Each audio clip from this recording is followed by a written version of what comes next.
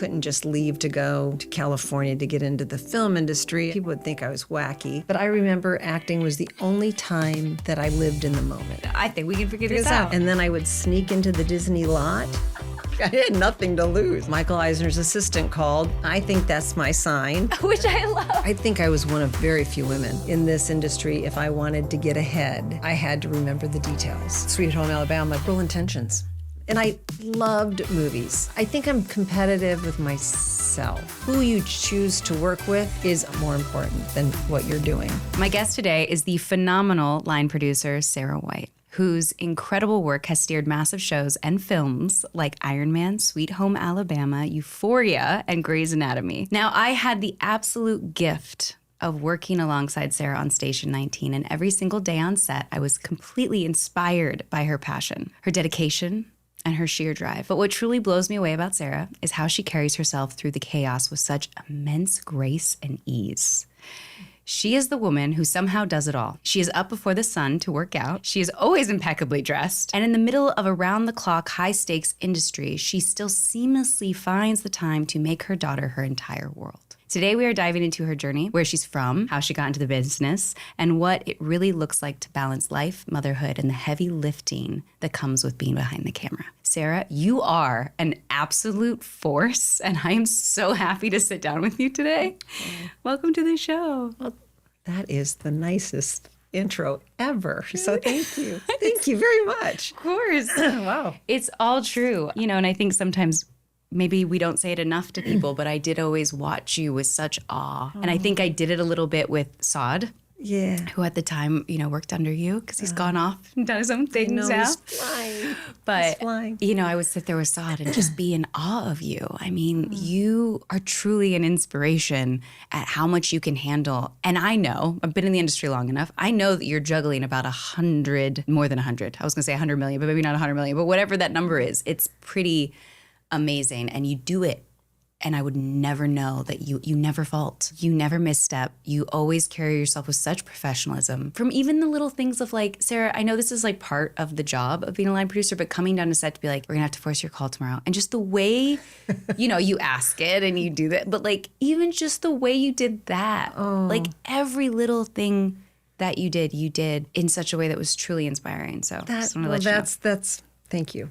Thank you very much. That really means a lot. Yeah, of course. It really does. So where are you from? Like, we got to find out how all this came to be. Where in the world are you from? I was born in a small town in Wisconsin called Dodgeville. That's a great name. Which is near Madison. We moved when I was 5 to Michigan. Okay. And lived in Detroit for a while. Okay. Or right outside. And then we moved to a town called Mount Pleasant, which is right in the middle. Okay. And that's where I graduated from high school. So did you like the cold? I didn't know anything different. It just was. I always looked forward to the spring and summers because no school. Yeah. But I always loved the sweater weather too. So yeah. Which is hard to get in California. Yeah, it is. I put it on, but I don't mind not having winter anymore. But okay. Yeah. So you don't miss it. I don't miss it. No. And I still go back for winters, like for Christmas and stuff like that. So, what was it like growing up in your household? Did you have siblings? I do. I have a brother who is just 2 years younger than me.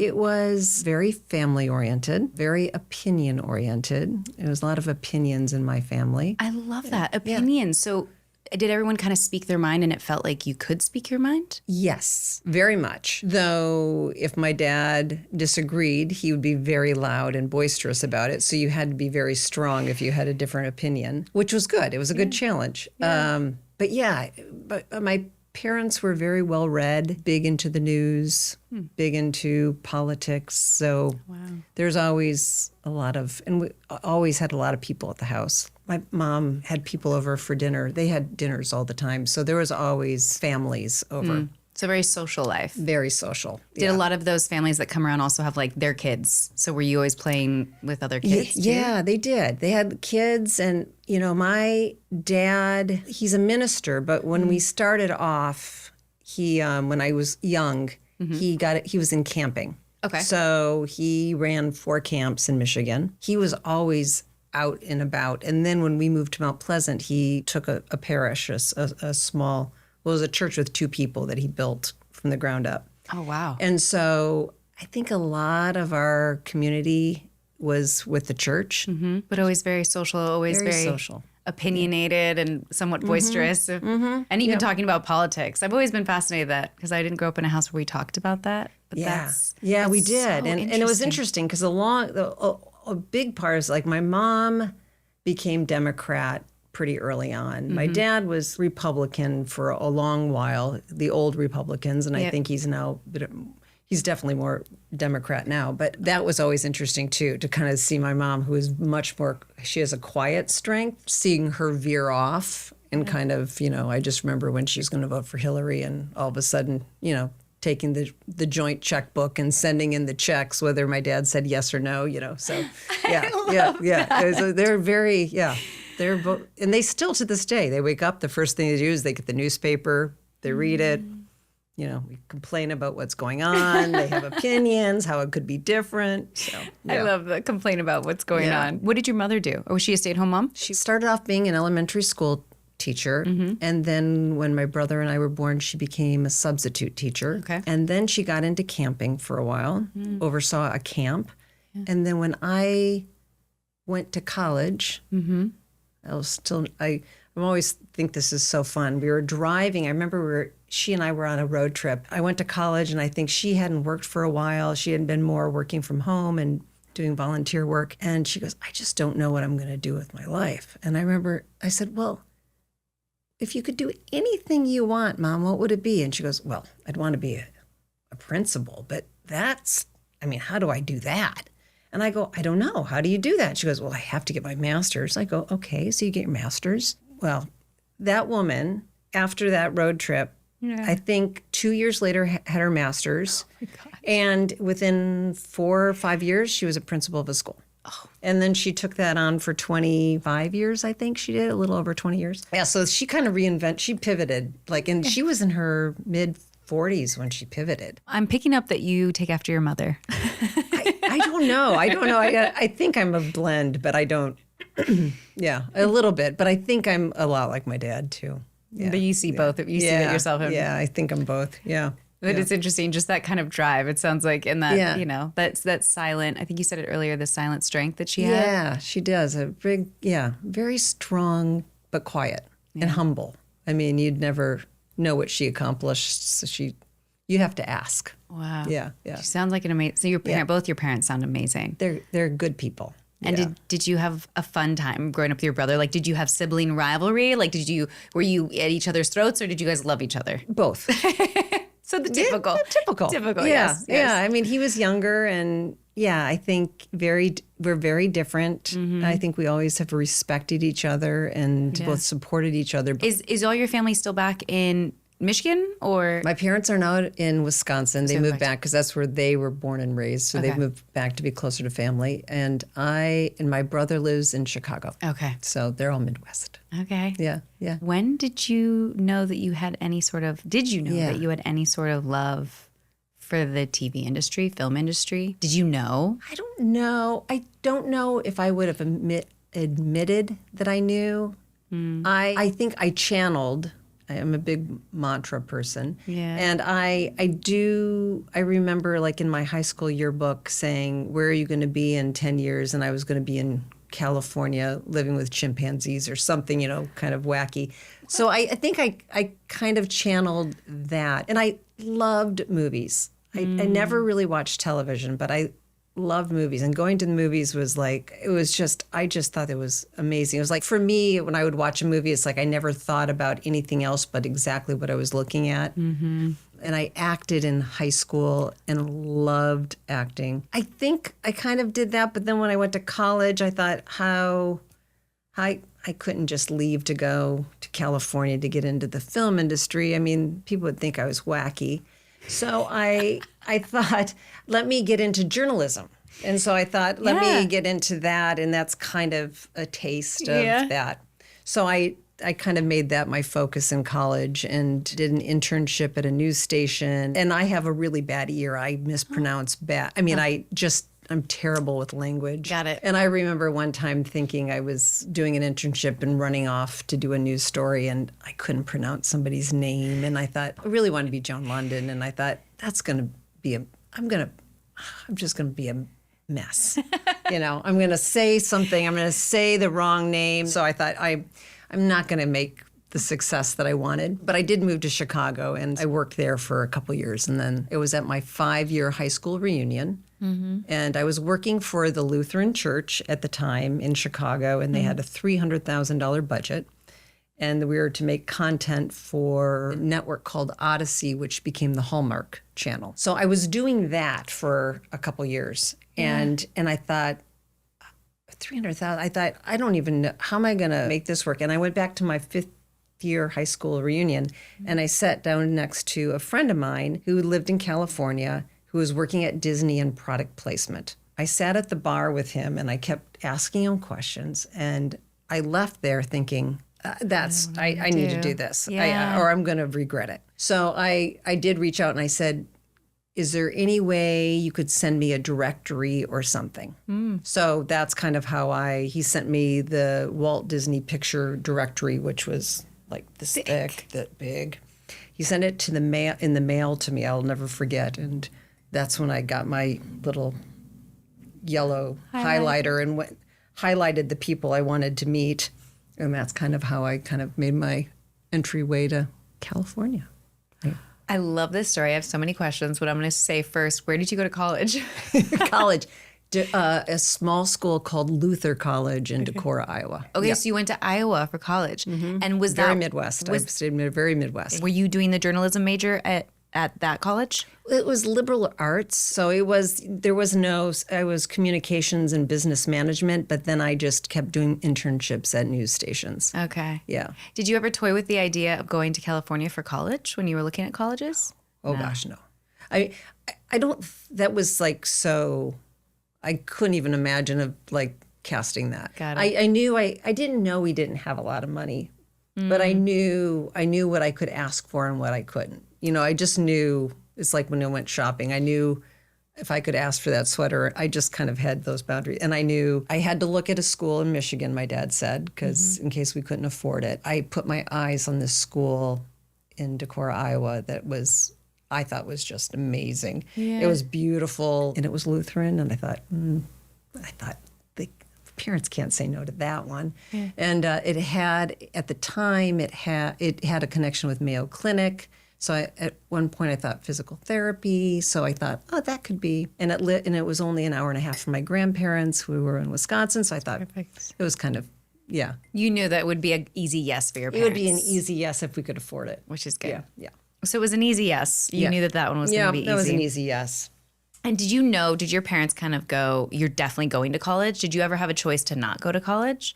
Or did that ever cross your mind? It never crossed my mind. It was just, no, it's interesting. I never thought taking a gap year. I never even thought of that as an option. Yeah. It kind of was, you go to college. I'm going to go to college. Yeah. Yeah, my brother took a gap year, but really? I didn't, which I remember when he did, I'm like, ooh, that's bold. Yeah. But I didn't even think about that. Yeah. And did you love Iowa? I did. I loved that school. That school was really, I made some of my best friends for life there. And it was it was a great school for me. Good. Yeah. To Chicago after Iowa. Went to Chicago there. I didn't know what I was going to do, but I knew if I went to a big city, somebody once said to me in college, somebody's parent said, because I was all nervous about what job I was going to find. And he looked at me and goes, you just need one. And I thought, oh yeah, right, I just need one job. So I'll go to Chicago. There's got to be one job in Chicago. That's a great way to put it. Yeah. You just need one. Just need one. So how did you feel about Chicago? I loved it. We didn't live in downtown, so the weekends we went down to Lincoln Park and all that. But yeah, I thought Chicago was super cool. And if you love sports, it's a great city. It's like second in line with I feel like Boston or New York with their love of their sports teams. Yeah. Oh yeah. You go down when the baseball game is going, or the Cubs, the White Sox, the Bears, the Blackhawks. I mean, there's nothing like a Chicago fan. Yeah. Yeah. So and then you said, was it Chicago to California? Was that one before we get to the went to Chicago, and then after 2 years, I quit that job and moved to LA. And what was that job in Chicago again? That was a journal? It was working for the Lutheran Church. Oh, that was the Lutheran Church. Their headquarters were there, Yep. and I worked for their media and television department. Which was the Odyssey. Odyssey, and that now it's Hallmark. It's interesting. Do you ever look back at that and go like, oh my God, it was destined to be, in regards to like that you got that job and then that one company became Hallmark? Yeah, Hallmark, yeah. And I ended up working for Hallmark years after I came here too, which that made another full circle moment. But I did. I had 2 really great bosses there, and I will never forget my first year. I had an evaluation, and my boss said to me, both of my bosses said, you're doing a good job, but you're not owning it. You're not owning your work. And I remember going home and thinking like, oh my gosh, I just got a failing grade, but I really took that to heart. I just wrote him a letter about a month ago because I said, and I remember when I quit and he walked me because he was excited because I quit, and he goes, why are you quitting? I go, I have a dream. I want to be in LA, and I just don't want to regret not giving it a shot. And I remember him walking to my car with my boxes, and he opened the door, and he looked at me. He goes, Sara, you've learned how to own your job, your work. And I thought I still think to this day about like that every job I take. Am I owning it? Am I working it? Or am I owning it? So that job was really important because I think that so important. Because I think they both kind of taught me how to think about work differently. Wow. Yeah. So influential. Yeah, really, really influential. Now jump ahead a little bit.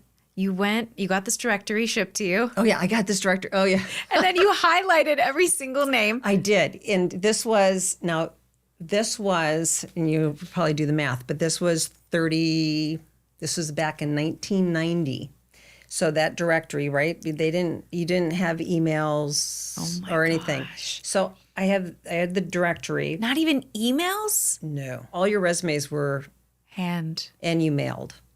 Wow. So I got that list, and I thought I went through it, and it was Michael Eisner. I don't know if that rings a bell. Okay. It was him and Jeffrey Katzenberg at the time that were running Disney. Yes. I was like, so I went through there and I looked and I said, and I really wanted to be in film. And it was at that time Disney was just really, they're still hot, but at that time they had Walt Disney Pictures, they had Touchstone, which is their adult division, and then they had Hollywood Pictures, which was another adult. So they had 3 film.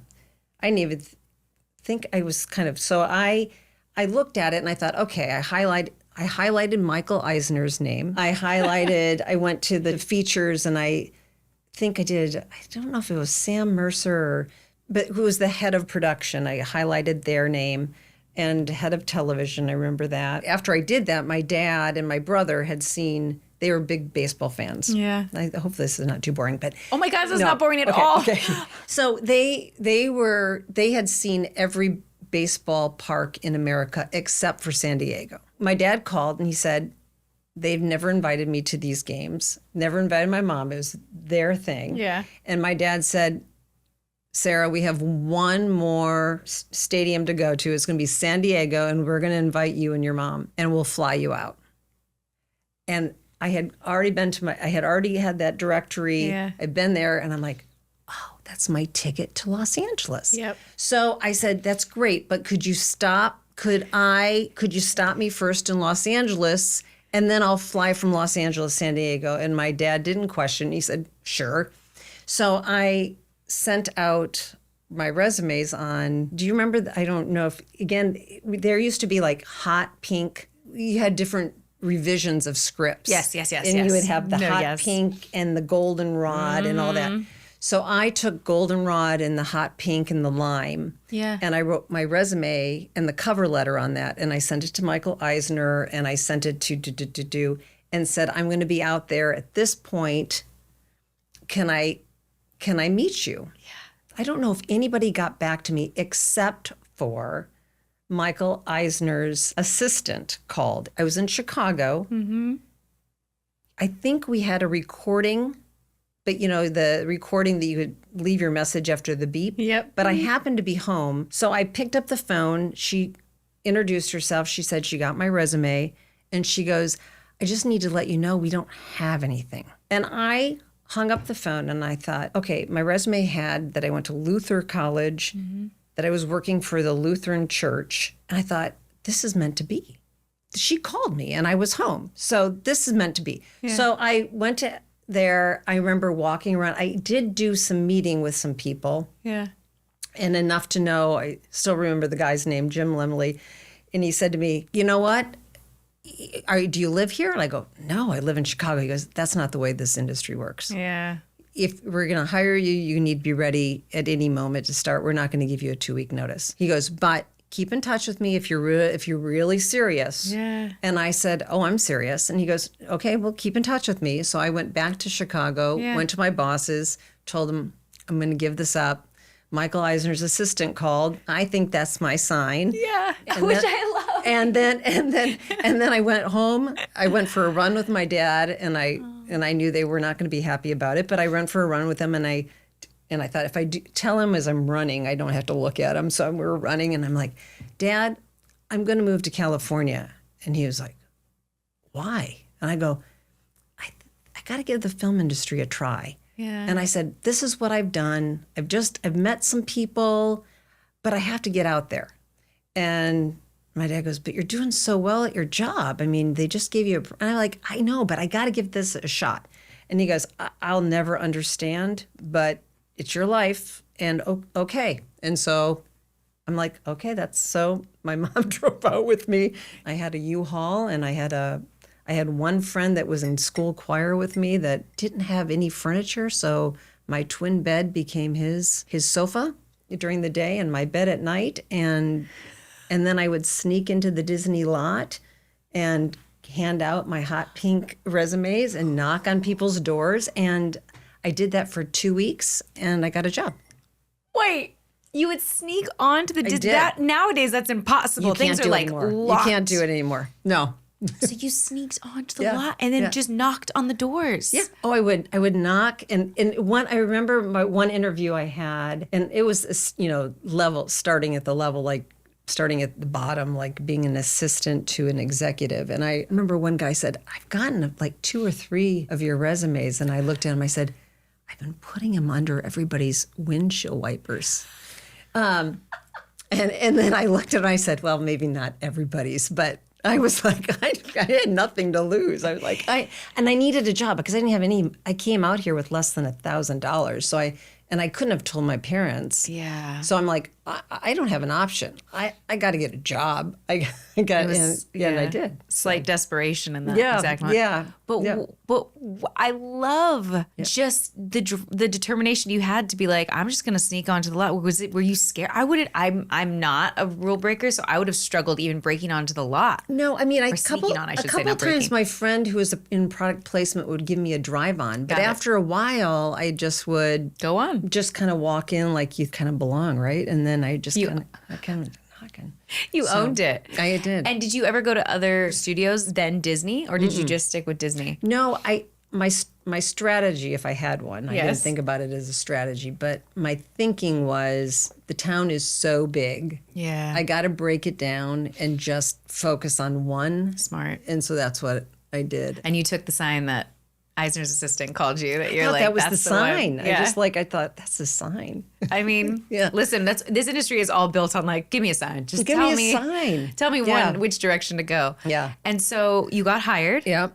An assistant level job. Assistant to a production executive. Okay. I got hired by, a guy named John Garbett, and I don't know where he is now, but he was lovely, lovely man. He had, at the time, a movie called 3 Men and a Little Lady. Do you remember that one? It was the sequel to 3 Men and a Little Baby with Tom Selleck. I was obsessed with 3 Men and a Little Baby. I loved it too. So and at that time, it was really such a great time because the executive had one movie they were assigned. Yeah. So we became a part of production team. Okay. It was a very hands-on. Now executives have multiples, but so we had that one, and then we rolled into Father of the Bride, Oh my gosh. which was Steve Martin and Martin Short, and Diane Keaton, and that one was we literally moved into the production office, and I mean that one was. It was amazing. I just would stare and stare at Steve Martin. And then when Martin Short would come in, Steve was kind of a quieter man, at least in that setting. Martin Short came in, and then they would like one up each other, and it was like, this is the best. And then we did Oscar, which was Sylvester Stallone's first try at comedy. Okay. And it was with John Landis, who was the director. Yeah. Oh, and then we did Alive. Frank Marshall and Kathleen Kennedy's kind of their first roll away from Steven Spielberg at the time, because they were with Amblin. Yeah. And they did this, and it was a real life movie about a soccer team that gets in a plane crash in Canada, and then there's some cannibalism to there. Yeah.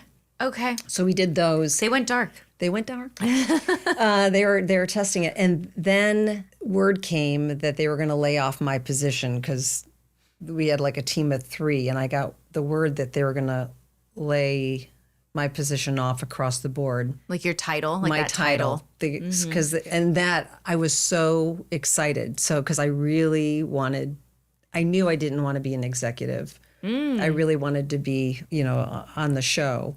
So I thought, this is a great opportunity. So so I put together my full list of like everybody who I wanted to work with. So by the time that I got called in for them to let me go, I remember walking into the executive, and the HR person was there, and they had to tell me they were going to let me go. And I just said, well, I need a job. I really want to work for a director. I want to be a producer's director. So I gave them a list of all the directors I wanted to work with, which was Rob Reiner and Penny Marshall and Ron Howard, and I had Barry Levinson on the list. I mean, I had like and he made a couple calls, but in the meantime, they had a couple other executives that they had laid off that were doing a couple movies. One was Captain Ron and Hocus Pocus. So then they rolled me into being their assistant. So I oversaw Captain Ron, which was with Martin Short again, and Kurt Russell. I finished that up, and then I just rolled into first full-time on Hocus Pocus.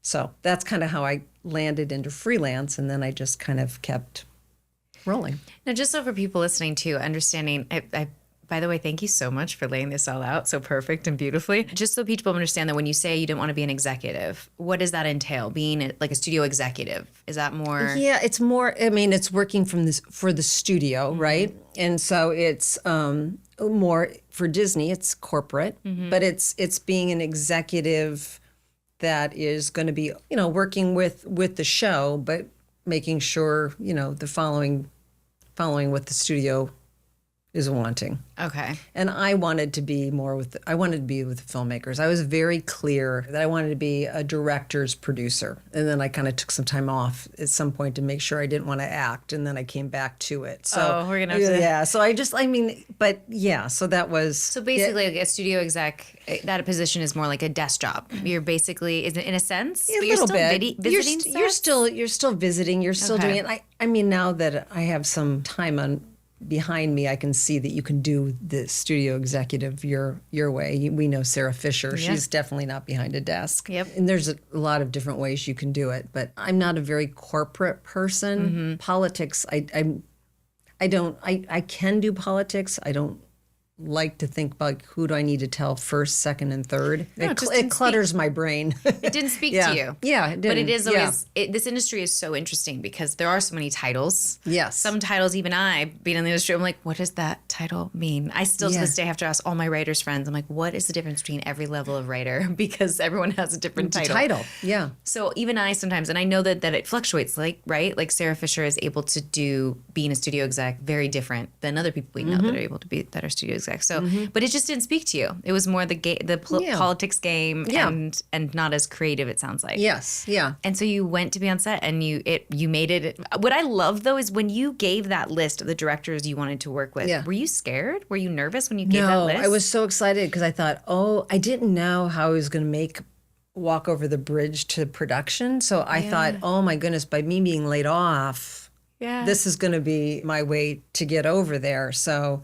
no, I don't remember being scared at all, which is kind of, again, as I look back at it, I'm like, ignorance is bliss. I think sometimes it really is. Yeah. Like that's what I'm looking at because it's just the more you know, the the scarier it sometimes gets because you're like, well, what do they think of me doing this? And why are they, making this list of like all these big directors? Like, who do I think? You start to question yourself, I think, the more you get the industry. Yeah. Like, and do I deserve it? Or would I be able to connect with them or opposed to just jumping in and... But it's beautiful that you're just like, no, these are who I want to work with. And they're like, okay. And so they made it happen. Yeah. Well, I ended up getting Hocus Pocus. It wasn't on the list, but it was Kenny. The director?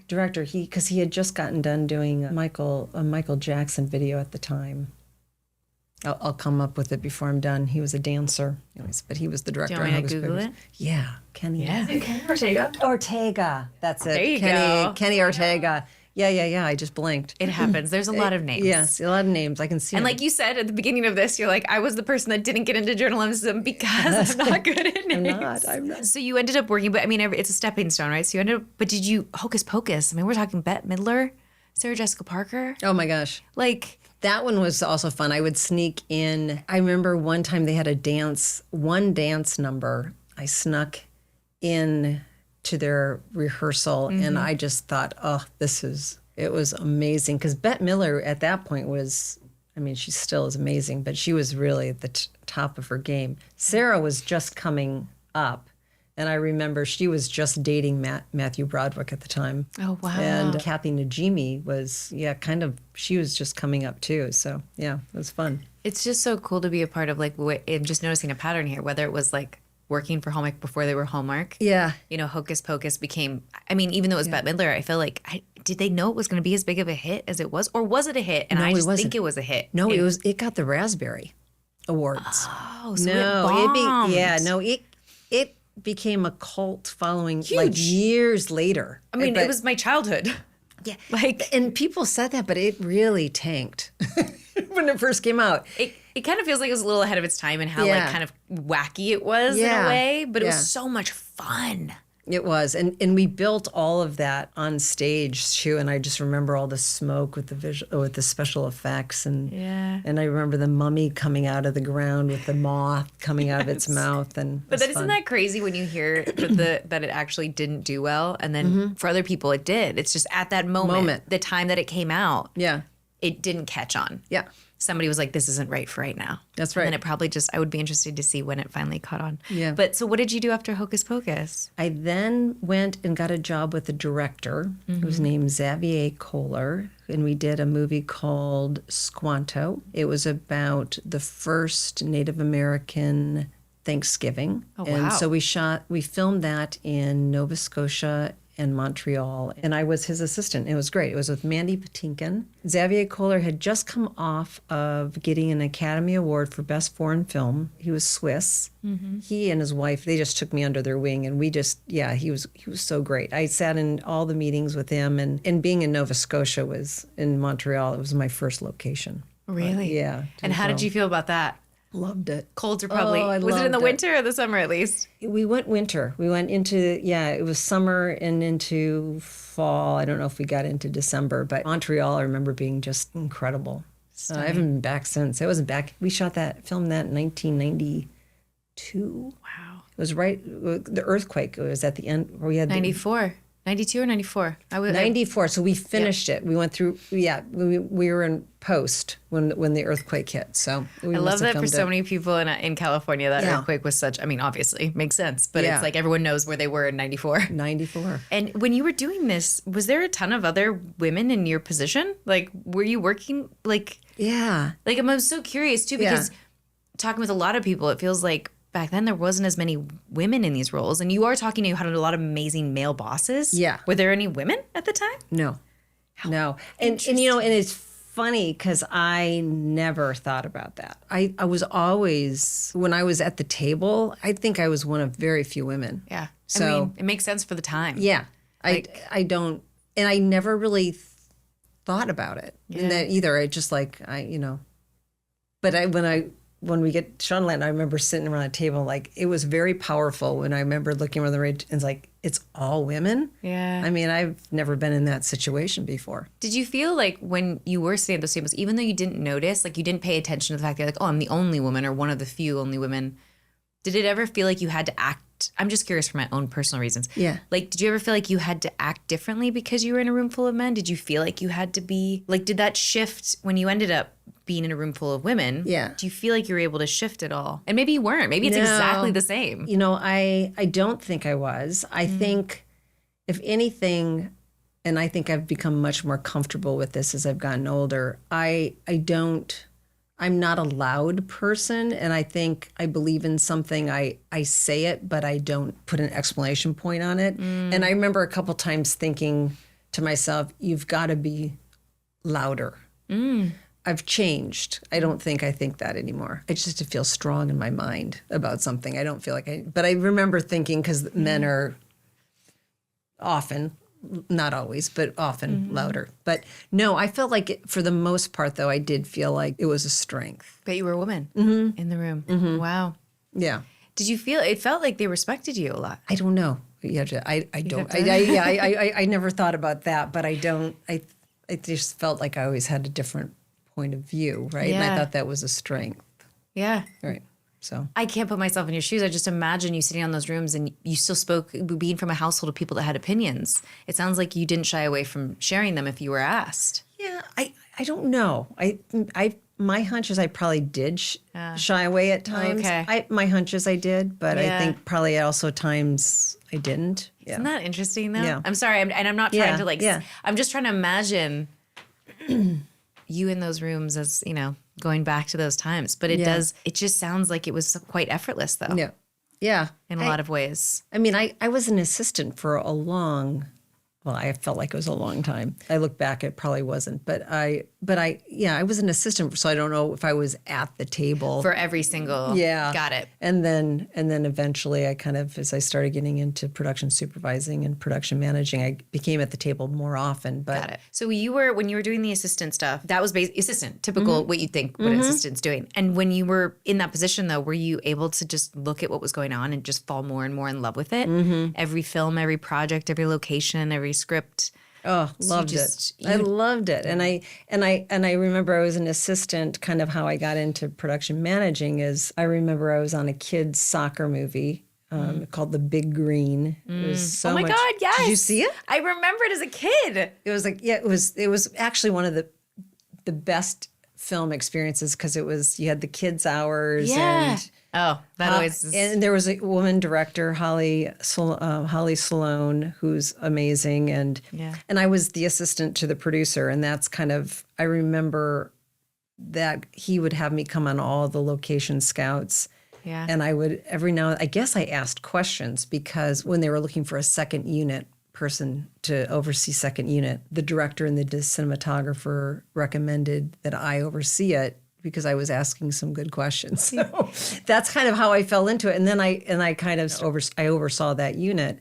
And at the end, I remember going to my boss and saying, please, can you please let me do this? I promise I will not drop the ball on being your assistant. I'll do both. And he agreed to that. They gave me an extra $30 a week. Isn't that funny? And I was like, that was awesome. And was that a lot for the time? Okay, I just wasn't sure. It was, I don't know. I don't even know how they came up with $30 a week. Got it. Okay. No, it wasn't, but I didn't care. I just thought it was great. And at the end, I didn't know what I did. Then the guys and my boss said, we're going to give you production supervisor credit. That's what you just did. And I said, oh, that's what I did? I got, I kind of like that. So that's kind of. And what did you do? I put together, they had a second unit doing all the soccer. Yeah. And I would, put together the crew and, work with the second unit director and make sure he had everything that he needed to do it, and make sure I was communicating with first unit and, just kind of being that conduit, right? Yeah. That's how I kind of fell into that. And kind of naturally, it sounds like. That was very natural. It was very, very lucky. Well, it also, it sounds like, though, you were a hard worker. Because what I'm hearing, too, is like you always did your job and you did it well, it sounds like. Yeah. For all these people. Yeah. You know? Yeah. Because not everyone is built to be able to be an assistant, to be able to handle the logistics of all of those things. Yeah. And have you always been someone who can do that? Who can kind of, because it's a lot of juggling. Or did you not feel like it was a lot of juggling? I don't know. I'm not a very detail-oriented person. Really? But I've made myself into a detail-oriented person because I learned pretty quickly in this industry, if I wanted to get ahead, I had to remember the details. I mean, I used to have a clipboard with my to-do everything from tell this person this, do. It was like so detailed, like, wow. And then I would check everything off. And I think I just knew that was going to be that would help move me up. Yeah. And I didn't know where up was, and I knew every job I asked if I could get more, because I just wanted to keep learning. So you basically asked for more duties and more responsibilities. I think I did. I think I just always, when somebody gave me one more thing to do, I just like, oh, this is great. And so where did you go from there? So you were now, and again, these are the titles. So like you said, even you were like, okay, that's what I did. That's the title I got. So then you started becoming production supervisor. Mm-hmm. And how long did you do that job for? It felt like forever. I did it for about 10 years, I think. And it was interesting because production supervisor is really very similar to what a unit production manager is in a UPM. Though you're not in a union, you don't get the same benefits. So and I know when I first started production supervising, like I would be because after I got that role, then I started marketing myself with everybody that I knew that I was a production supervisor. Like I did this, so I can do it. And so then I got onto Volcano. Do you remember that? It was with Anne Heche. Pierce Brosnan? Oh no, he was in competing Volcano movie. It was Anne Heche and I do think I remember. I just lost his name. Sorry, I distracted. He's a great actor that was roommates with our vice president. What was his name? Our vice president of the United States? Yeah, well, it was the vice president. I was like, wait, what? Oh, shoot, I've lost his name. It'll come back to me. Tommy Lee. Tommy Lee. That's it. Tommy Lee Jones? Tommy Lee Jones. Was roommates with which vice president? Okay, Al Gore. He was Al Gore's, What? Yeah. Oh my God. Yeah, I think they went to Harvard or it was one of the Ivies. Okay. Sorry. Not to go on that tangent. I'm just more shocked by that. Okay. Yeah. I do remember seeing this though, because I remember all the volcano lava movies were coming out. Yeah. And so you were on that one. But I started off and I remember they hired me they were in the middle of production and the crew, I mean, it was an enormous crew. I got hired, literally, my job was to oversee second unit and to sign all payroll because the production manager just could not sign payroll. I mean, I would get payroll and it was like this high. Just signing. So that was my first. And then after that, I went and oversaw the miniature unit for that. What is the miniature unit? They were doing the miniature models. They did miniature models for the volcanoes. I love. Yeah. That was really cool. It must have been so cool to see. It was cool. And they would like tip the boards and the lava would fall through. And it was. I think people don't realize like how much miniatures are used or were used in some of those films until you realize it. We had a whole like big warehouse and we had all these different boards that tilted that had all these different volcanoes because we had to have the lava go this way, or it was really cool. And all these people and that one was a really interesting lesson too because I remember when they called to ask me to oversee the miniature unit, I said, I know nothing about visual effects. And the producer, Andy Davis at the time, said, you don't need to. You know how to manage. Now you just need to manage people and lean on them for their talent. You don't need to understand. That's such a smart piece and it of was, advice. and I've thought about that too, because sometimes when you pause and say, "Can I do that?" Because I don't understand. It's like, no, but I know how to manage it, and I'll learn. Yeah, right. You'll learn. So I overdid that, and then I did Mighty Joe Young.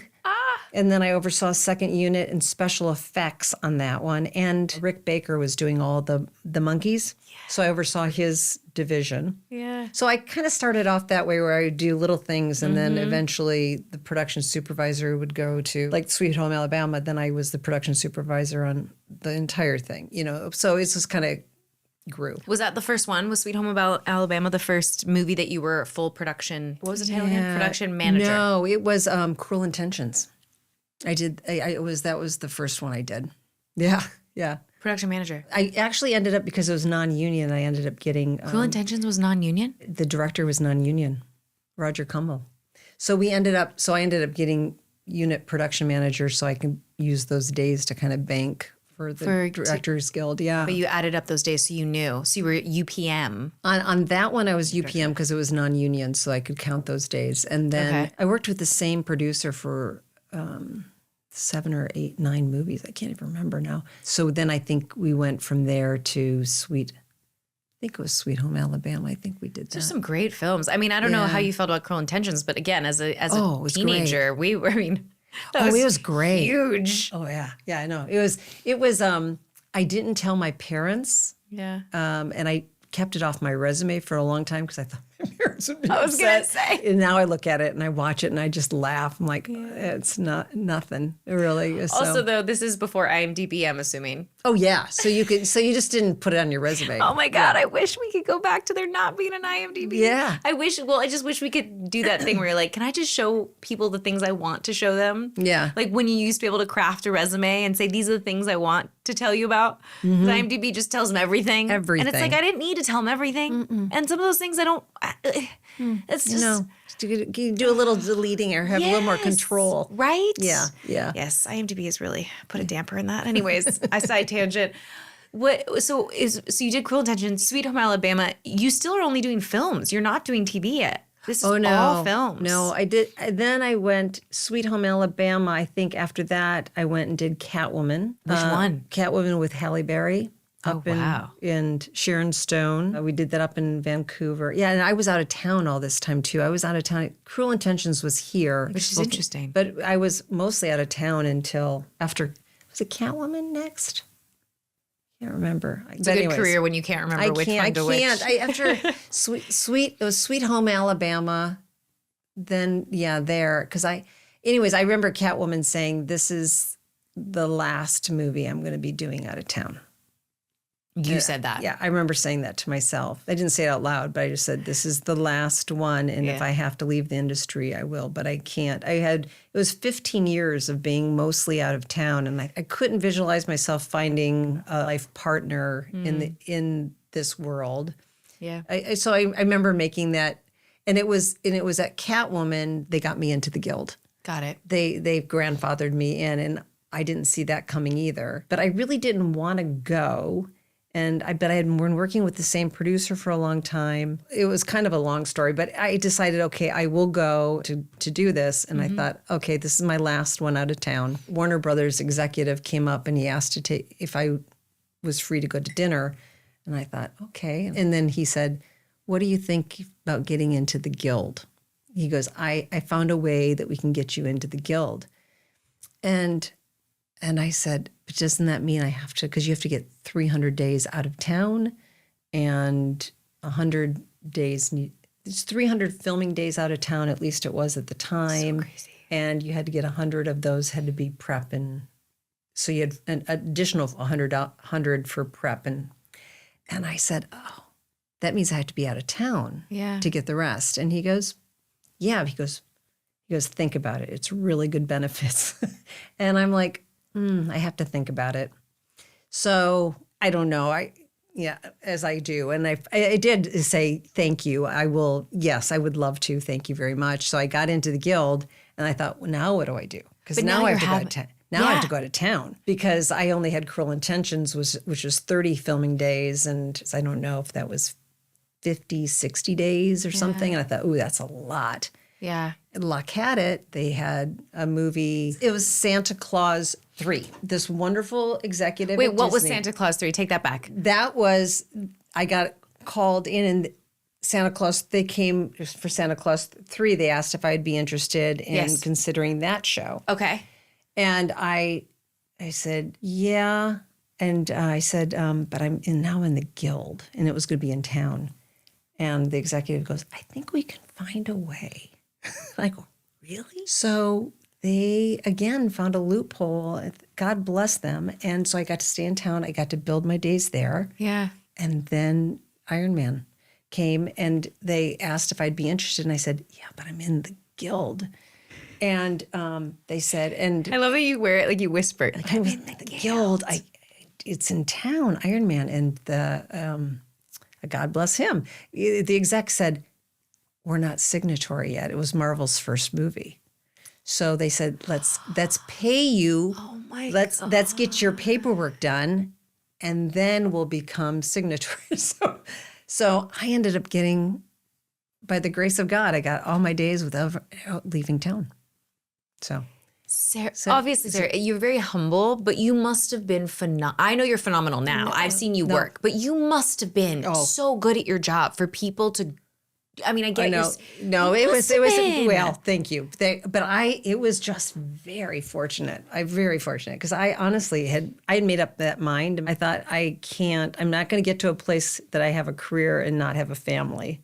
So I remember thinking, you're going to be really not a happy person because I thought but it worked. But you had such a clear sense of self, it sounds like, and a clear sense of what you wanted in life. Were you always like that? I don't know. That's nice of you to say. I hope I do. I always want to have a clear. I can only compare it to my own, and I struggle with being an actress, being in LA, just the simplest things of like, do I want to have a family? Do I want to get married? Do I want to have kids? And you have to make these decisions, even something as simple as that, but to have the clarity to know I want a family. Yeah. I want to get married and make that a priority. Yeah. Listen, I don't know if it's because I started off young as an actor or what, but I feel like I was like, I need to decide. I need to make a decision. And I still to this day don't know what that decision is. But you had that, honestly, it's just refreshing to hear because you had such a clear vision of what you at least knew you wanted in this industry that you can't control anything, that at least you could use that as kind of like a North Star. Like, I know I want that, which meant you made the decision of like, well, I don't want to work out of town anymore because I'm not going to be able to find a partner and start a family. And look at where it led you because you had clarity. Yeah. And I also had just really good people. I mean, I felt like I kept working with really good people, which I think who you choose to work with as I look back is almost as important, if not more important than what you're doing. How did you know who you wanted to work with though? Well, I just knew, when you work with people and you just feel like they bring the best out in you, it's like friends, right? Yeah. And those are the people that are your friends, like the people that bring the best out in you, and other people that you kind of don't feel like you let your light shine. It kind of I guess I think I've been very lucky that I've had people that you felt when you were around them. You're like, you're good people. Yeah, and people to learn from, and people that kind of let me be me. It's not always an easy thing to find, especially in this industry. I mean, it's just I'm fascinated by it. I'm fascinated by it because I believe in luck and faith and all those things. So I know that played a part. Yeah. At the same time, I'm like, you had to be good at your job, which I know you're downplayed, but I'm like, it's because it just sounds like such a smooth journey that you went on. Even though I'm sure you were tired of traveling, like you said. Yeah. And you had, do you remember the harder times? Oh, yeah. I mean, I've had a couple, we all have times where it kind of dries up and it's quieter. Yeah. And you remember like the strike, and that would be 2008, that one, or the most recent one? I did. I was lucky because I was working during that strike for some odd reason. But the 2023, that was a tough one. Yeah. That was really. It was an interesting time. It's really been interesting since, kind of, in a weird way. I do want to say, you mentioned something, but we haven't touched on it. Yeah. Is you said you quit for a while and thought you wanted to be an actress. Yeah, I did. So in all of this, when did that happen? I did. I think I took, and I don't know if it was a full year. It was close to it. And I don't know how I financially made it now that I look back, but I did. I took time off and I found an agent. I thought when I moved here, I thought I was going to be an actress. I did that in high school and junior high, and it was the only time, and I don't know if you feel like this, but I remember acting was the only time that I lived in the moment. Mm-hmm. Do you ever feel like that? Between action and cut? Yeah. It's the best. They're the best. It's not, you can't, there's no words for it. Yeah. Between action and cut. Yeah. And I remember thinking, I wasn't thinking about what anybody else was thinking. I wasn't worried about it was like I really felt like, okay, I want that feeling again. Yeah. So that's kind of why I moved out here. I thought eventually after I make some money, I'll get into acting. So I do remember, I have this mantra in my head. I would never want to be jealous of my daughter. So this is my thought, is like, if I think I want to try something, Yeah. but I don't let myself try it. Yeah. And then my daughter ends up Doing it. trying it Yeah. someday and I haven't tried it, then will I be jealous of my daughter?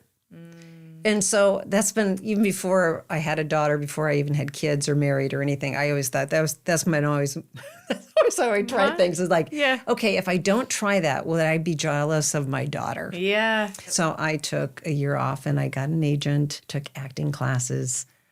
And I tried out for some, I did a couple small things and I can't even remember what they were. They were really blips. Tried some commercials, Nice. decided I really didn't want to act. I thought I really kind of liked what I was doing. So then when I went back, when I went back to do it, I kind of went back with like no regrets, like, okay, now I'm going to lean in and let's be great. It sounds like it was kind of weighing on you, like, if I need to do this before I don't Yeah. have the opportunity to try it. Yeah. Yeah. And then you tried it and you're like, what about it? Were you like, no, it doesn't do what I need it to do? You know what? I didn't like to go and get in other people's clothes. I thought I really like being in my own clothes. I remember thinking, God, it's so true. I just like, I didn't like to go and put my hair up and I don't know. I just thought, It's so uncomfortable. Yeah. Oh my God. Yeah. At the base, and people touch you constantly. yeah. At the base level, you're right. And I remember the auditions and I just remember thinking, my okay, I'm gosh. kind of hard on myself anyway. And then I thought, what are they thinking? I'm not sure what they're thinking. And I thought, Yeah. okay, that's so. I picked up on two things. Well, first of all, you said you were hard on yourself, which is interesting because that's your first time you've kind of mentioned that you're hard on yourself. Be interested to know, in what ways are you hard on yourself? It's nice to hear your compliments and I appreciate that. I always feel like I could do better. So I am always, like, have I given it? Have I owned it enough? Have I worked hard enough? Have I taken an easy route? Have I, all of Those things. All of those things, yeah. Interesting. So you're always striving to kind of do better in a sense. Yeah, I think I'm competitive with myself. I'm not. makes sense. I don't feel competitive with other people. Yeah. I think I've gotten better at that. But It also makes sense. It's probably tied back to, even though you're kind of like, I'm like, you must have been amazing at your job. And you're like, I don't know. But I think it's probably because you were competing with yourself so much. Yeah. You were always expecting yourself to do better. Yeah. Yeah. No, I get that. I think I can relate to that. Yeah. It's kind of like, or if you feel like there was a little left in the tank, you're like, what else could I get done. What else? Yeah. Like, I know there's something more. Yeah. But like you said, it sounds like you've gotten better at kind of accepting, like, no, I did my best. Yeah. Did working in a production office help you at all in the acting world? I'm assuming you saw auditions, you saw a bunch of actors and stuff. Did that help you at all? Even though you decided to go against it in the end, do you feel like you kind of had insight in a sense when you started your acting journey? I don't know if I did. I mean, I can say I sometimes, every job's so different. So, because I remember like Cruel Intentions and seeing all the auditions, but a lot of the auditions, I mean, some of the shows you don't see a lot of the auditions. So it really depends. So yeah, I don't know if that gave me anything more, but I do know I had to try it. I love that you did. And I love that you said you did acting in high school or in college? High school. In high school. I did a lot of, I loved, I didn't do it in college, so interestingly enough, but I did in high school. How did it start in high school? Just going back to that. Grade school, we had, The Wizard of Oz, and then and I was in the musicals and the plays in Did you junior sing high. too? I did, I did. I still sing a lot at the house. Do you? Yeah, I did. I was in the choir in college, and yeah.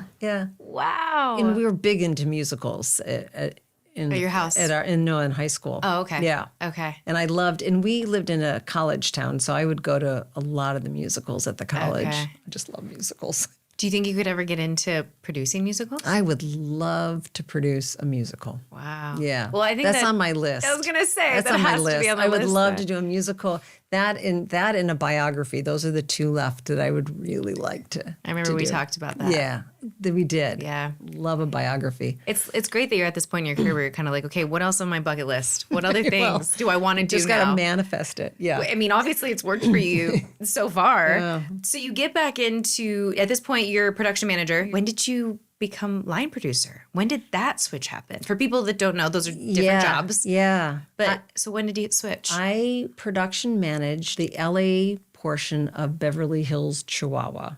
Remember that? So I do. Yeah, and then they decided to do Beverly Hills, Chihuahua 2 that was going to go directly to on DVD. Okay. And it was going to be $10 million. Okay. Getting the tax incentive. The production executive called and asked if I would be interested in producing Yeah. it. And I was getting married. I said I'd be very interested, but I'm getting married.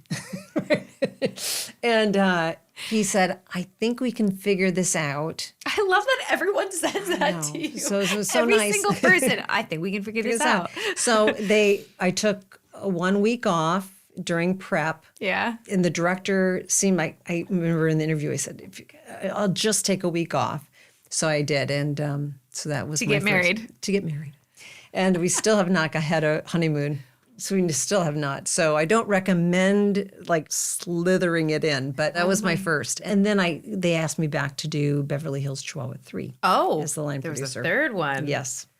So then. Oh, and actually that one I was more, I don't know if, I ended up being, I think, executive producer or something on that. But See, now that's where I get confused. Now, Yeah. what is the difference between those two? Yeah. Because I feel like those are different. and everybody has a different interpretation Got for it. it. That's so where I get I so personally, I confused. think that's honestly it. I think, but I think there are so many, because in television, the titles mean something different Yes. than in features. Yeah. Because in features, like the main producer is producer, right? And in television, it's executive producer. So it's really, And that is, there's so many different to be titles. blunt, or from what I understand, it kind of is linked to pay, correct? To some extent, like some of the titles are like, we're giving you this title because you're getting paid more money, but you're sometimes you're doing the same job. Some of that is sometimes I think there is some incentive to giving a title and yes. And a pay. Sometimes. Sometimes. And then other other times it's people that have had this project in the beginning and then moved away from it, but they Yeah. still keep the title. Yeah, so their name is on it. Their name is on it. So there's a history there that they were a part of it at one point and then That's what's really fascinating. Like you said, film is so much different than television. very different. Because people that could have been involved in the process to even get it funded Yeah. could not technically do anything in production, but they're still labeled as essentially maybe a producer. Mm-hmm. It's fascinating. I still haven't been able to figure it out. There's when people, I think the best way, I always think this industry has no rules. yeah, oh yeah, There's just no rules. There's no rules how you get to where you get. There's no rules how you walk in and how you're elevated. There is no rules. And I think there's something very freeing about it and also can be very discouraging too. I was gonna say, I was like also very much because it does feel like sometimes. I wonder if you feel that way though, because your brain to be, I'm assuming, correct me if I'm wrong, to be a production manager, line producer, you have to be somewhat analytical. I mean, or you became more detail oriented, like you said. Yeah, But your brain has to work somewhat like that.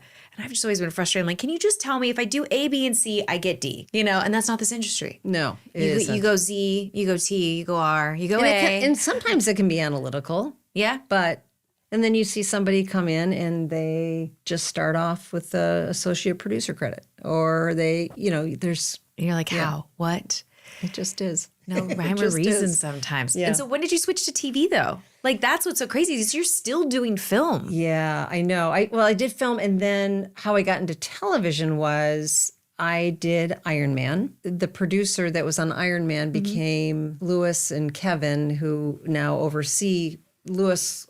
They both were producers on Iron Man, and they decided they wanted to get into television. They had an idea called Agent Carter. Lewis called me. I had worked with Lewis a couple times. I had done some lower budget because of the Beverly Hills Chihuahua that were $10 million. And so he said, would you be interested in producing? He goes, you've done the lower budget. And to elaborate, it just means that you can work with a lower budget. Lower You're budget. good at working with less money, which is Exactly. Got it. I just want to make sure people understand what that means. Yeah, exactly. Okay. I mean, I was thrilled. I said, yeah, I'd love to get into producing. And I still don't know how I got this job because I knew nothing about television. But I went in and it was two women showrunners who are awesome.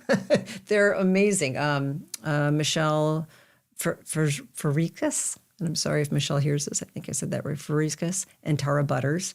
And I met with them, and Lewis was going to direct the first pilot episode. Okay. So I interviewed for that, and I left the interview, and I'm like, oh, I hope that. And Lewis called me right away. He said they liked you. I think you're going to get an offer. And I was like, oh my gosh. So I ended up. Yeah, that was the first one, I think, that I was almost like dancing because I thought, this is like amazing. Wow. So I did hire a production manager that I had never worked with before who did television because I thought I don't know television. The budgets are different.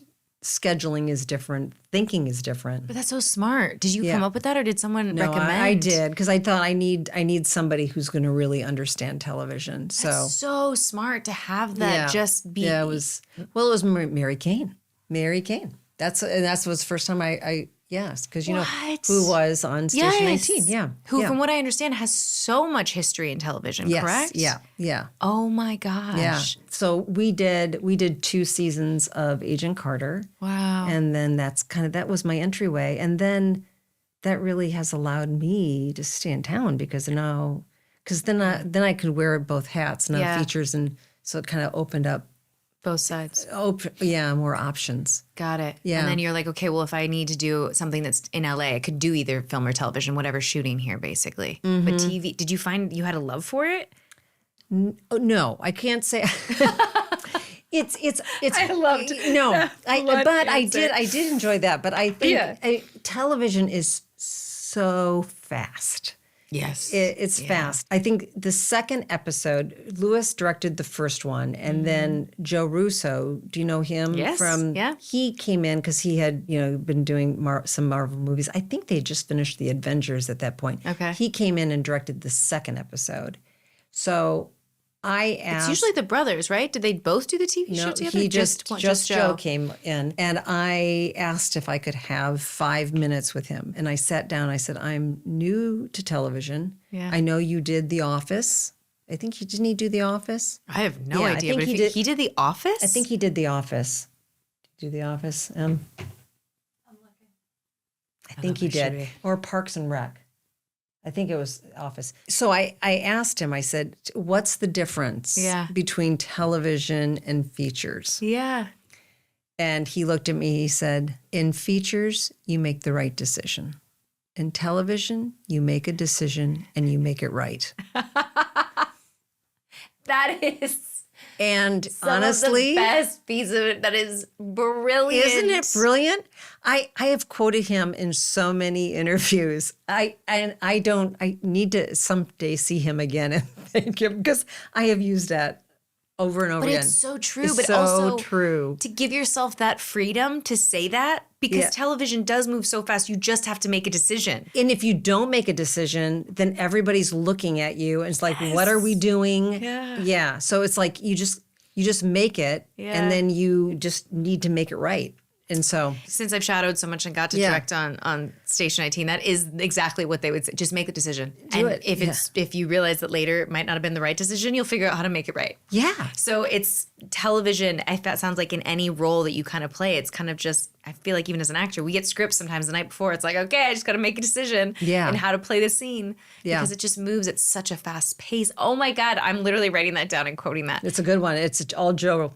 Happy endings and community. Community. That's what it is. Community. Okay. Yeah. When you sat down and had that 5-minute conversation with him, you just were like, did it immediately go, okay? Yeah. Well, then you need to practice it, right? Yeah. I mean, because it's, you you second guess yourself, at least I do, a lot. Like, and I always replay things. I replay things all the time. Like, how could I have done it better? Could I have done it differently? What would the income out be? Or could I have said something a little differently with a different tone? So what he did, it's like practicing, okay, instinct. What's the first thing what does your gut say? And then go with it. And then try not to look back. Yeah. And that takes practice. Oh, yeah.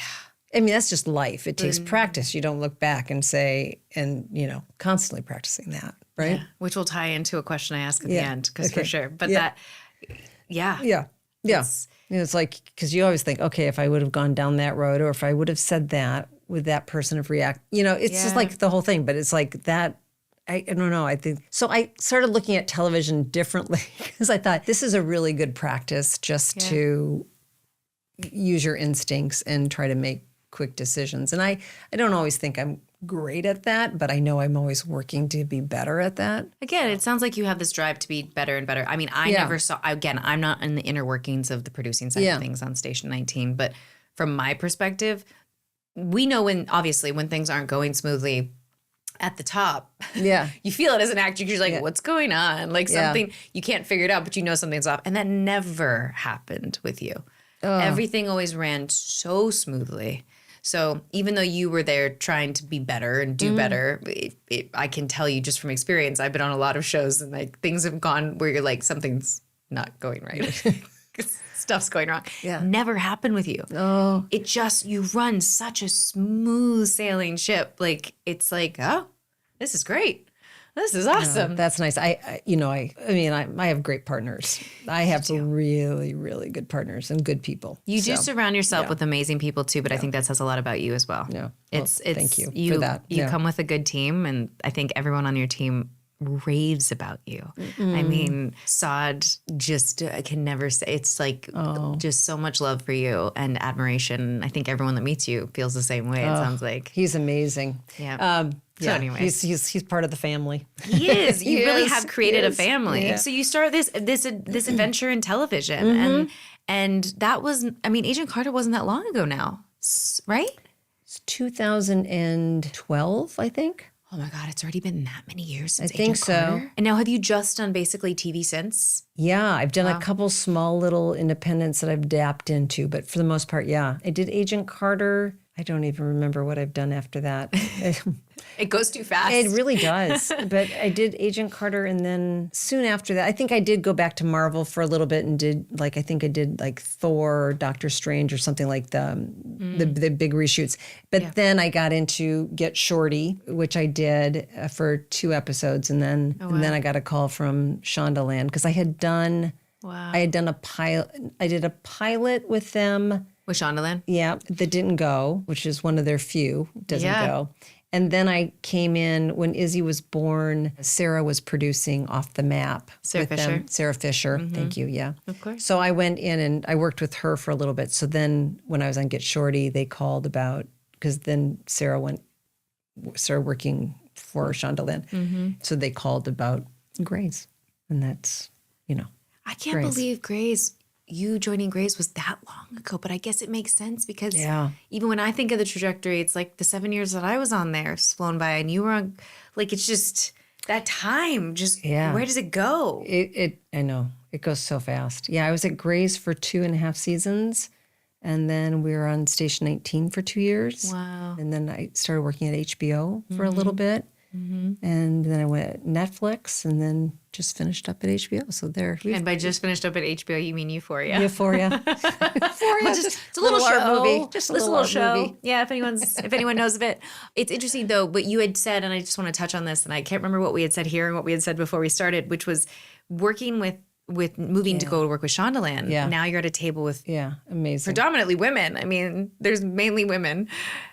That shift, and that was did you notice it? Like I think you had said earlier, like you were like, wow. And I actually noticed it on Off the Map because when I did this pilot, it was a pilot and it was with Jason George. Yeah. And it was with Kim Raver and a couple other people that didn't go, but Betsy Beers was around a lot. Sarah. Love Betsy. And I do too. And Shonda. And I felt the difference there. So then when they called me to do Off the Map, Izzy was 4 months old, 3 months old. Oh my gosh. And I remember saying, how do I do that? It was in Hawaii. And Sarah goes, you just bring her with you. And then I remember getting a text from Betsy saying, we do this all the time. Just bring her with you. Dana, my husband, couldn't go with me at first. So I literally got on a plane with a 3-month-old, landed. Sarah picked me up at the airport, Sarah Fisher. I had a crib in my office. They made sure I have a crib. I'd bring Izzy to work. Sarah Fisher would come in, take Izzy to her office. Set dressers would come pick up Izzy, take her to the set. It was like a completely different. Yeah. It doesn't exist. I've never seen it anywhere else. But in Shondaland. It's pretty amazing. Amazing. It does give hope, though. Like, I feel like being part of a Shondaland show, it gave me this ability to go for the first time in my career, I think, because I've been in the industry for so long as a child. I shouldn't say so long, just through the many changes of my life. Is that whole going back to like, do I want kids? Do I not want to have kids? So much of that decision was like, how do you have kids and maintain a career? And Shondaland shed a light on that. Like, you can have both. Mm-hmm. You don't have to choose, because so many times you're made to feel like, no. We don't want babies around. We don't want to hear about your problems that you're having because you might be sleep deprived, or that you want to take time off because of your child. Like, we don't want to hear about it. Just pretend it doesn't exist. And Shondaland welcomed it. Like you said, like there's babies in the offices. It was amazing. And I think, and I remember just thinking, I felt very empowered to say, I wanted to breastfeed. Yes. And I remember saying to the whole office, and I didn't know, I came in I was the only new person there because they had I was taking over from another UPM at the time. But I said, anybody's always welcome to come in. I said, when the door's shut, that means I'm breastfeeding. It doesn't mean you can't come in. I just want you to know what you're walking into. Yeah. And, but I just remember feeling like they really set you up to say, this is life. It's normal. It is. It is. It's really, but the way they would say it is just like, well, yeah. Don't give this any energy. This is just normal. Well, it's pretty great. Well, when you're around more predominantly women, they get that. Yeah. It's not like you're having to explain something that they don't understand. Yeah. But I've always been amazed with that. Even like, were you still line producer when Hannah, second camera assistant, camera, Hannah? Yes. She was pregnant. Yes. And then she literally, Shonda, I'm assuming somebody facilitated her she had her little pop-up and she would have to breastfeed. She'd step away, breastfeed with in her little pop-up tent, and put the little pop-up tent down. I don't think I was there. I think I left when she was still pregnant. She was still pregnant. Yeah. So it was just, But isn't that like... it's the way it should be. It is. Because then it does give women the ability to go, I can do both. I don't have to feel ashamed that I have to do this very natural thing of breastfeeding after I've just given birth to a child. Because that's what it feels like it is. It feels like when someone says, hide that over there in a corner, it feels like, well, am I supposed to be ashamed of this? Why am I hiding? So to be around women that understand it and go, yes, do it. Yeah. No, it is really, yeah. It was, I can't tell you how many men I was talking about grip man days, or as I'm breastfeeding Izzy. And I remember just like, you're going to love this story someday. I remember saying to them, you were going to love this story. I love that. So then when they called me Grey's Anatomy, it was just like, it's a great group. Yeah. It's a really, really great group. It's strong. And at a pivotal time, it's great that it came at that time in your life. It was really, it really was. It really was. Yeah. And how's the industry? What does your husband do? I should just go back to that. He started off being a school teacher, and I met him when he owned a coffee shop. Then he owned a restaurant that he started, and then when Izzy was born, he sold them both. Okay. And now he's in real estate. Amazing. Yeah. So he's an entrepreneurial. Yeah, he does it all. He's a pivoter in a good way. Yeah. So how has he been able? I always love to know the dynamics. Like juggle your career, which is the hours. I mean, it's hard when people don't understand the industry. Has that does it have, like you said, I want to be in LA because that is at first. But then even this job that you took at first was in Hawaii? That one was in Hawaii. Yep. Yeah. Yeah. But for the most part, I have been here. Which is great. I mean, I know that's going to change at some point, but right now, It's a knock on wood. Dana's, I mean, he's pretty something. He really is. He really flows with it in a really good way. And I know it's not easy. I know my hours aren't easy. He carries a lot of the load. You know, sometimes he's called the primary parent, which I don't like, but it's true. I mean, he's the one that's often, you know, getting the calls if he's not feeling well. Because he's available, but it works. And I think Dana's mom came up through being an actress in the day. Yeah. And she kind of put her kind of career and then went into commercials once Dana was born. She was in the Twilight Zones and kind of had that older, she was in a couple of the Bonanzas. She was in all those. Yeah. And then she became a commercial. So I think he grew up in the industry. So I think he does really understand it, but he's very patient. And at least that schedule. Because you need that in the dynamic, especially in this industry. Yeah, very lucky. It would be very hard to have two schedules like mine. Or somebody who's just not willing to be okay with you having the hours you have. Because, and also too, like, would you say that your job, have you been able to find, or does your job even have it? Does it exist kind of an off button? No. No, it doesn't. And I think that's where I'm addicted. My personality is addicted to a beginning, middle, and an end. I really like that because then when I'm off, I'm really off. Yeah. Because if I'm still kind of on, I still think about it. I don't turn it off well. Yeah. But then you have to really live a little bit on faith because when you are off, you're not making money. Yeah. So there is that, yeah. There's that dance. This industry. It is. It's great when you're working and when you're not. You're like, I've always had to explain because, you know, in this industry, when you work hard and you get good jobs, you make good money. But I'm like, then I explain to people like, yes, but when you're not working, you make no money. No, none. Yeah. You get some residuals and you have no idea when they're coming. Yeah. So it's an interesting industry. But yeah, it's something that I was curious about. So it's hard. Would you say that there is a balance in your job? No. Okay. Which is, I mean, listen, you're honest. Really, but I don't think there is. And I think, you know, I think I constantly go into the next show and say, how can I make more of a balance? But then that means that I'm not going to be there till they wrap, which I have tested myself at times. It's like, not everybody is there till you wrap. I find that's usually when they need me most, is when you wrap.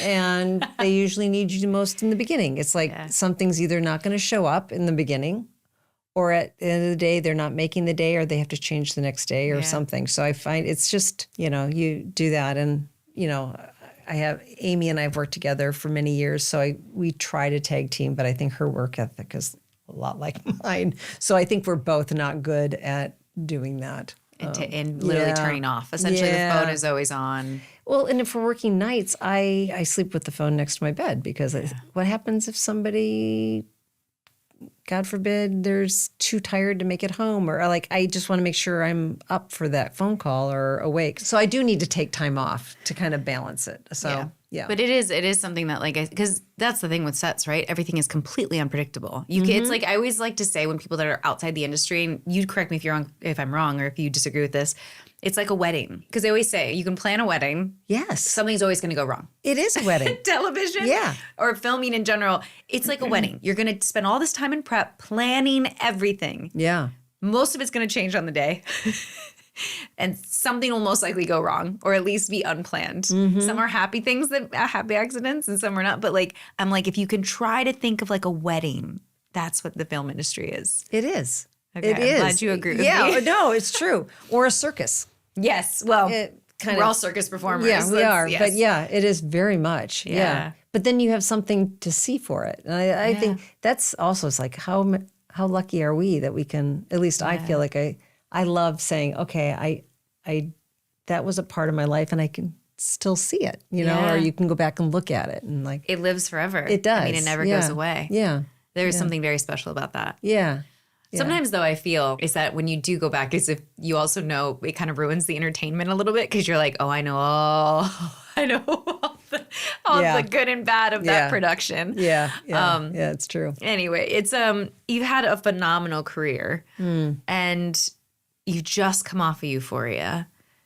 Where do you see yourself going from here? Where do you see yourself in the next 10, 20, 50 I'd like to years? get back into features. Okay. I think I don't know if it's the next one or the one after that, but I would like to get back into features. I would would love to partner with a director or a writer or something. Kind of that would be a goal. In what sense? You know, I think to be a little bit there from the beginning to the end. Got it. Yeah. Instead of being hired. Yeah, essentially. come in the middle, be in there in the early parts. And I've done that a few times, and it's very rewarding when you can kind of put together, you really are there from the beginning, you really understand what the story is. And so you can kind of, I always call it casting below the line. You can find the people that make sense to help tell the story that you're trying. So I would love to do that. I would love when Izzy graduates to start doing some things out of the country. Dana's starting to talk that way too, so that gets exciting. Like I would love to go to London. You know, I've talked about we that. talked and about that, yes. Do something there, or You could do a musical in London too. musical in London, Ireland, Scotland, Tons of tax credits right now in Ireland. Lots of shooting there. and they shoot often 9-hour days. In Ireland. But sometimes they do the 6-day weeks. Oh, do they? Yeah, they shoot the short days but the longer weeks. Oh, But not always. Okay. If you have like a cast lead that usually goes, no, we're sticking to the 5-day weeks, then they do 5 days, 9-hour days. I mean, but who cares? You're in Ireland. 9 hours. See, 9. That's always been my goal. 9 to 9-hour 10. day. 9 to 10-hour days. I just think, why? Why can't we do that more? Well, Talk about balance. That would be balance. That would help. it would be. Because the industry has shifted a lot, though, in that regard.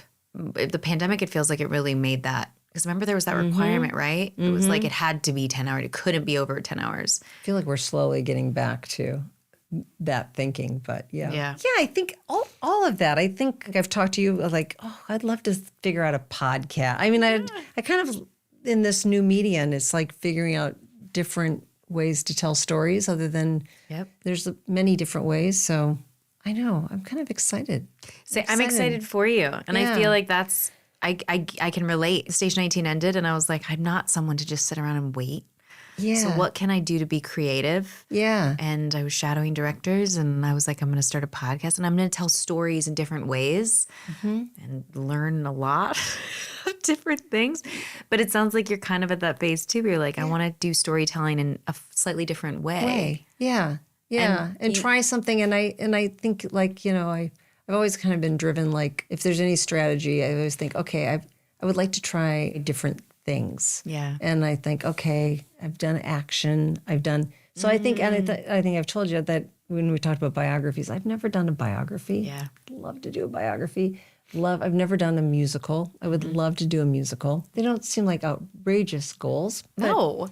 And if it could be in London, that would be awesome. But what's funny is even the fact that you say they don't seem like outrageous goals when it's a different perspective of like the woman that kind of just sent out resumes to like, Eisner and stuff like that. Like Crazy. such a different outlook once you've been in the industry. You start, I wonder if there's that element like, is this crazy now? Whereas like when we're younger, you don't even think about it. Yeah. It's the ignorant bliss of like, just do it. Just do it. Yeah. And there's something really kind of special about that because you do get older and you go, should I do it? I think I should do it. I think you should do it, Sarah. Okay, good. I think you should I'm do it gonna all. Yeah. And based on your track record, you put it out into the universe and it happens. I can't wait to go and see your musical or your biography. Oh. Do you think for biographies, just to elaborate, will it be more of like documentary style or would you do a scripted show? I'd love to do a documentary too. Okay, that's what I thought. I remember I us don't talking know about what that is yet. I've been reading, and Amy and I've been like, because I think Amy's interested, and so we've been like throwing this. Would this be an interesting doc? Because I know there's not as much income in that, but I'd love. I mean, I'm a sucker for a documentary. I don't know, but a good, I love learning. Me too. I love just like, and I tend to get more emotional. Like I will cry at the end of like every documentary just because it's always like, if you're doing a documentary on something, there's something profound about that person's life, right? Whether it was they had ups and downs, but you get to, almost like a podcast, I'm realizing this. Yeah. You get to be on this journey watching this movie that shows the ups and downs of someone's trajectory through life. And usually when the time a documentary is made, that person is also passed. So chances are you're also seeing it and going, wow, this life has existed and is now gone, but what a life they had. Or what maybe it might have been tragic at times, but then rewarding at times. And it's just, I cry after every Oh, documentary. you got to see the Martin Short documentary. Okay, good. He's still alive. He's still alive, but it is, it's so good. I would like, It's so good. that would make me a little happier to see more documentaries of people that still are Yeah. alive. Yeah, Because I get really sad. Yeah, no, that I just saw that last week, and I'm like, oh, this is so good. So it sounds like you've got a lot to do. I got a lot to do. Yeah, But you're going to you're going to go back to more traveling. Yep. After you said no more traveling while I raise my daughter Yep. and I live a family life. Yep, and that's only 2 did years it. away. And so 2 more years and then Izzy graduates. Mm-hmm. Wow. Yeah, she knows. I already said in 2 years Yeah. we're going to be putting the fishing pole out there and see if we can catch anything. And do you Yeah. think she's going to do college? Do you think she's going to be in the industry? What do you think her? Oh, she won't be in the. Well, I should never say don't, but I don't think she's interested in the industry. I don't think that she'll surprise me. I don't know what she'll do. Whatever it would do, she'll do it with joy. So Yeah. she'll figure it out. It's a beautiful way to put it, though, as a Yeah. mother. You're like, as long as she's happy, Yeah, whatever she wants to do. Yeah. But she's got 2 years to even has 2 years. And just like you went straight to college, but like your brother did the gap year, and or maybe she'll travel with you guys, or you're like, no, No. we're empty nesters now. Go. She won't want to. I don't think. I think she wants to go to college. Yeah. I think Oh, does she? Yeah, I think she's excited by that. But yeah, It isn't. I mean, I didn't Yeah. experience it, but I did get to go visit my friends at college. It was always College. fun. Yeah. the independent life that way. So yeah. Looking back on your life, Sarah, is there anything you would have changed? I know we briefly touched on that. I made faster decisions. Really? I think so. Like I mean, what? well, just like we were talking about, like sometimes I think I analyze, try like make like the Joe Russo thing. I try to make the decision right, opposed to making a decision and then making the decision right. Yeah. Right? Probably look. I can't give you a specific Example, but yeah. As a whole, yeah. Yeah. Because it's so interesting telling it in like this form. It sounds like you made some pretty decisive decisions pretty quickly, but Yeah. it's so interesting that in your perspective, Yeah. that they didn't probably. Did you think when you say that, did you just overthink everything before making the decision? I don't know if I always do, but I do think things through. Okay. Yeah. Okay. Yeah. And my agents will call and like, okay, you got to give me a day, or like I got to really, got to make sure. That actually sounds very smart, though. Yeah. Sarah. That sounds like you did the right thing. Like, let me give it a day before I give you an answer. On something that might I change don't my make whole quick. life. Yeah. I think it through. But that would be the thing. Okay. Yeah. I think so. I think that's. Yeah. I think you taking the time probably was a good thing, but I get where you're like, I wish I would have made some faster Yeah. ones sometimes. Yeah. What a phenomenal life. What a phenomenal career. I'm excited for what you do next. Me too. And we'll keep talking. Yes. Well, Right? yes. That's definitely. Yeah. But do you want to do the sweet and savory quiz and find out Yes. if you're sweet or savory? Yes. And you chose, even though you would think we were doing this in the morning, because you were like an oat milk latte. I thought, And know, banana bread. Every now and then I find now that I have a little time off, I go to Sweet Butter, and they have. Ever been to Sweet Butter? No, never. Why didn't you tell me that? I would have gotten it from Sweet Butter. No. But have you not been? You need to go. Never. Where is you'll it? love it. It's right on Ventura. Have you been to Sweet Butter? It sounds familiar. I've never been to Ventura, Sweet Butter. and they have, and I'll treat myself to a latte and a banana bread. I was like, I'll let you dig in first. Okay. Sweet and savory. Sweet and savory. Okay, I've been listening. See. Well, if I got you your own little. I've decided to start giving people their own quizzes. Oh, okay. So some of it is the same. Okay. And then essentially the sweet and savory quiz is broken up into 3 sections. So the third section is just basically linked. It's more tied to you. Okay. Now, first I'll just ask, do you think you're sweet or savory in your own personal opinion? Okay. Just because I've listened to your questions, I think I'm more savory. Okay. I love that you like I've listened. I've done and my. I think that's I've what been I trying am. to do some research. Okay. God, I love you so much, Sarah. Okay. Waffles or tacos? Tacos. I love that you almost got stumped on that one. Tacos. Romantic comedy or psychological thriller? Oh, romantic comedy. Fresh flowers or scented candles? Fresh flowers. A quiet bookstore or a loud concert? Loud concert. Golden hour or midnight? Oh, golden hour. Apologize first or wait for an explanation? I try to wait for an explanation sometimes, but I find that I apologize sometimes first. So which one did you So like I'll to probably go? apologize first. Okay. Silk or leather? Leather. People pleaser or truth teller? Ooh. I want to be a truth teller. I think I have a tendency to be a people pleaser. At the end of the day, I'll be a truth teller. Okay. Okay. A warm hug or a firm handshake? Oh, hug. Ask for permission or ask for forgiveness? Ask for permission, unfortunately. Doubt yourself or double down? Start with a doubt, and then I always end with a double down. So double down. Emotional or analytical? Emotional. Safety or risk? Risk. Second chances or one strike and you're out? Oh, second chances. Be adored or be respected? Respected. Heart on your sleeve or cards close to your chest? Cards close to the chest. Seek advice or trust your gut? Trust the gut. Nostalgia or the future? Oh, future. Forgiveness or boundaries? Boundaries. Team player or lone wolf? Probably, that can be both. Team player. Under budget or ahead of schedule? Ooh. Well, if you're ahead of schedule, you're under budget. Head of schedule. Okay. A massive blockbuster or an indie masterpiece? Indie masterpiece. Pre-dawn workout or late night wrap party? Oh, pre-dawn workout. Impeccable suit or cozy loungewear? Loungewear. Logic on set or intuition at home? Logic on set? That's a complicated one. Yeah. Or intuition at home? Because you want to combine them, I'm sure. Yeah. That's... Intuition at home. Delegate the task or do it yourself? Oh, do it myself. A silent powerhouse or a visible leader? What was the first one? A silent powerhouse? Yeah. Or a silent powerhouse? Yeah. Mama bear or boss life? I don't know if I'm Mama Bear. Like to be.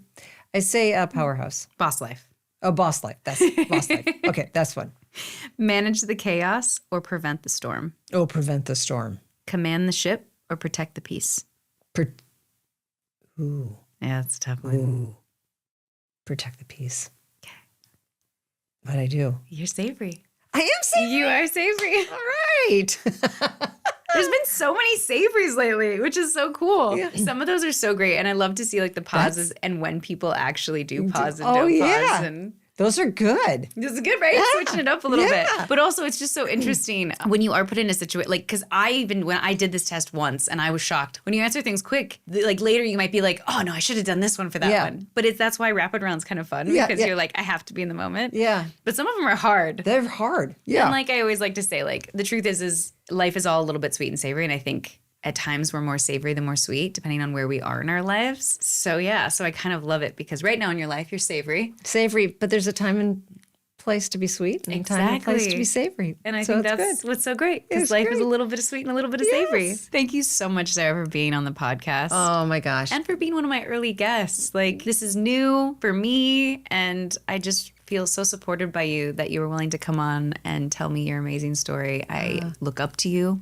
I think you are a powerhouse and respect the hell out of you. So thank you so much for coming on the podcast. I had a great time chatting with you and eating banana bread. It's really been fun. Good. This is great. I'm very, very excited for you. Sarah, I'm really excited for what the future holds for you too.